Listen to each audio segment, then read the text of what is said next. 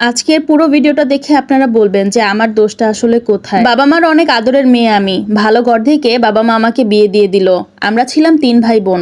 আমার স্বামী টাকার জন্য আমাকে বিয়ে করে। সে ছিল অনেক খারাপ একটা মানুষ, যেটা আমরা বিয়ের শুরুতে জানতাম না। আমার বিয়ের 1 মাস যেতে না যেতেই আমার স্বামী আমার উপর অমানসিক অত্যাচার শুরু করে দেয়। বিশ্বাস করবেন না, আমি সবকিছু মুখ বুজে সহ্য করতাম এই কারণে, যাতে আমার বাবা মা কখনোই কিছু জানতে না পারে এবং তারা কষ্ট না পায়। দেখতে দেখতে এভাবেই ঠিক 1টা বছর চলে যায়। আমি সবার কাছে শুনতাম আমার স্বামী নাকি একজন দুশ্চরিত্র লোক, সে নাকি সব মেয়েদের দিকে বাজে নজরে তাকায়। তবে আমি নিজে কখনো সেটা অনুভব করিনি বাইরে। জানেন, বিভিন্ন সময় সে আমাকে নির্যাতন করে এবং অনেক মারধর করে। ফাইনালি একদিন আমার বাবা জানতে পারলো এবং জানতে পেরে সে বুঝতে পারলো যে আমি তো আমার মেয়েটার জীবনটা নষ্ট করে দিয়েছি। তখন আমার বাবা আমার স্বামীকে 50,000 টাকা দেয়।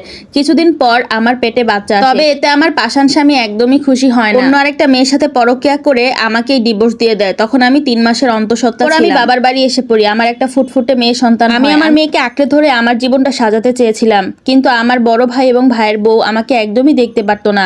নানাভাবে তারা আমাকে মারধর করতো, অত্যাচার করতো এবং কটু কথা শোনাতো। পরবর্তীতে আমার বাবা আমাকে আবারও বিয়ে দিতে চায়। বলছে যে নাতনিকে তারাই দেখবে, তুমি বিয়ে করো, সংসার করো, এখানে থাকলে শান্তি পাবে না। আমার ভাই ও ভাইয়ের বউ এতটাই খারাপ ছিল যে তারা আমার বাবার কথাও শুনতো না। ওইদিকে আমি এখন একজন ডিভোর্সি বিবাহিতা মেয়ে। আমাকে এখন কেউই সন্তান আছে বলে বিয়ে করতে চাচ্ছিল না। দেখতে দেখতে এভাবে অত্যাচার সহ্য করতে করতে আমার জীবনের 10টা বছর কেটে যায়। এখন আমার মেয়ের বয়স 10 বছর এবং আমার মেয়ে আমাকে বলে, মা তুমি এত কষ্ট সহ্য করো না, তুমি আরেকটা বিয়ে করো, মামারা আমাকে দেখবে।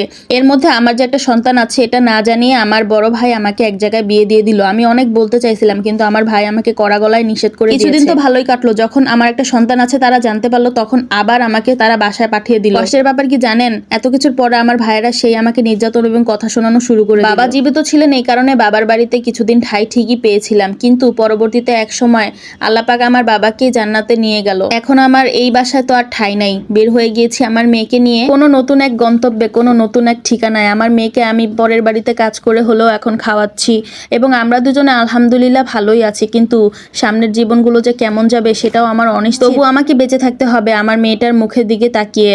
আমি প্রতিদিন গরু ছাগল এসব পেলে তারপর আমার মেয়েকে পড়ালেখা করাচ্ছি, আর আল্লাহর কাছে দোয়া করি আমার মতো যেন আমার মেয়ের কপালটা কখনোই না। তবে মাঝে মাঝে একা নিশ্চুপে ভাবি যে শুরু থেকে এত কিছু আমার সাথে ঘটলো, এখানে আসলে আমার দোষটা কোথায় ছিল? একটা মেয়ের একটা খারাপ বিয়ে হলে তার জীবনটা পুরোই নষ্ট হয়ে যায়। পরবর্তীতে সে যতই চেষ্টা করুক, যাই করুক, সহজে তার কপালে সুখ আর আসে না যদি সে একজন টাকাওয়ালা পয়সাওয়ালা বাবার সন্তান না হয়। যখন কোনো মেয়েকে বিয়ে দিবেন দেখে শুনে বুঝে ভালো জায়গায় বিয়ে দিবেন এবং বিয়ের পরও মেয়ের সবসময় সন্ধান রাখবেন, যাতে করে তারা শ্বশুর বাড়িতে নির্যাতিত এবং অত্যাচারিত। কারণ আমাদের সমাজে একজন বিবাহিতা ডিভোর্সি মেয়ের কোনোই মূল্য নাই, কোনোই দাম নাই এবং কোনোই সম্মান নাই। আমি সবসময় দোয়া করি আমার সাথে যা ঘটেছে কোনো মেয়ের সাথে যেন কখনোই না ঘটে। অনলাইন থেকে সংগৃহীত এই গল্পটি আপনাদের কেমন লাগলো অবশ্যই কমেন্ট করে জানাতে ভুলবেন না। তাছাড়া আমার লতি চিংড়ি রেসিপি আপনাদের কেমন লাগলো তাও কমেন্ট করে জানাতে অবশ্যই ভুলবেন না।